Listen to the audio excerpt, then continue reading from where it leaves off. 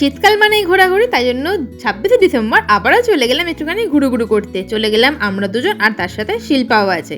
চলে গেলাম সোজা পার্ক স্ট্রিটে। আমরা দুজন এদিকে আছি বাইকে, আর শিল্পা ওদিকে আছে র্যাপিডোতে। চলে গেলাম একদম লাইটের উৎসব দেখতে। আর আমি আর মিশা জানা যাচ্ছি প্রথমবারের জন্য পার্ক স্ট্রিটে, আগে কখনো যাইনি পার্ক স্ট্রিটে। আর এই যে ঢুকে গেছি পুরো পার্ক স্ট্রিটে, আর এই সুন্দর লাইটিংটা দেখতেই তো সবাই যায়। 100% লোকের মধ্যে তো 90% লোক পার্ক স্ট্রিটে এই ক্রিসমাসের সময় গেছে, কিন্তু আমার কাছে তো এটা নতুন। খুব সুন্দর লাগছে দেখে, এই এত সুন্দরভাবে রাস্তাটাকে লাইট দিয়ে সাজিয়েছে। লাইট দেখলে তো আর রাত্রে পেট ভরবে না, সেজন্য চলে এলাম তুংফংয়ে চাইনিজ খাবার খেতে। আমরা বেরিয়েছিলাম ওই 7:30টার দিকে, পৌঁছে গেছি ঠিক 8:30টার মধ্যেই।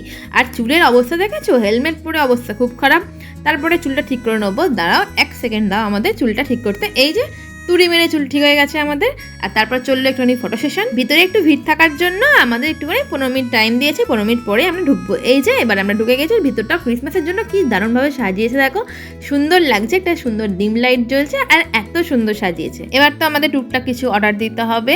এবার প্রথমে তোমাদের মেনু কার্ডটা দেখিয়ে দিই। এই হলো মেনু কার্ড, তোমরা পজ করে দেখে নিতে পারো।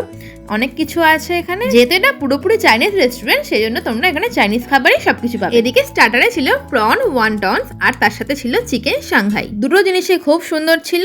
আর তারপরে আমরা মেন কোর্সে অর্ডার দিলাম হচ্ছে ইয়াংচু ফ্রাইড রাইস, আর ছিল হট গার্লিক ফিশ আর গার্লিক চিকেন। সব কটা খাবারই দারুণ ছিল আর খুব স্পাইসি ছিল। ইয়াংচু রাইসটা খুব সুন্দর ছিল, সমস্ত কিছু ছিল ওতে। কর্ন ছিল, চিংড়ি মাছ ছিল, মাটন ছিল, প্রচুর কিছু ভেজিস ছিল। দারুণ সুন্দর ছিল রাইসটা, আর নুডলসটাও খুব সুন্দর ছিল খেতে। আচ্ছা, কারা কারা চাইনিজ খাবার খেতে ভালোবাসো? আমার তো চাউমিনটা বেশ লাগে। শেষ পাতে একটু মিষ্টি আর ঠান্ডা ঠান্ডা না হলে হয়, তাই নিয়ে নিলাম হচ্ছে চকলেট ব্রাউনি। আর তারপরে মুখ শুদ্ধি হিসাবে পার্স ছিল।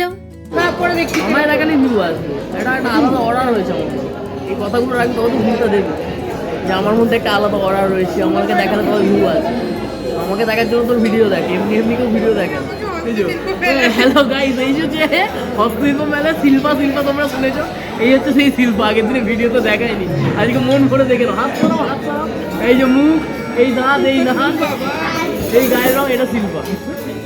ভিতরে অ্যাম্বিয়েন্সটা এত সুন্দর যে ছবি তুলে আর পারছি না। ভিডিও করছি, ছবিও তুলছি, বেশ লাগছে। এখান থেকে বেরোতে ইচ্ছে করছে। বেরোনোর সময় দেখলাম এই সুন্দর স্যান্ডাটাকে।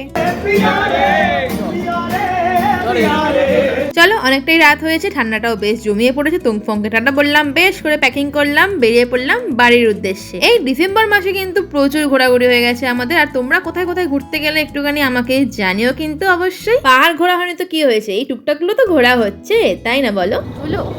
বেশি কুয়াশাও আছে, ধোঁয়া খায় না।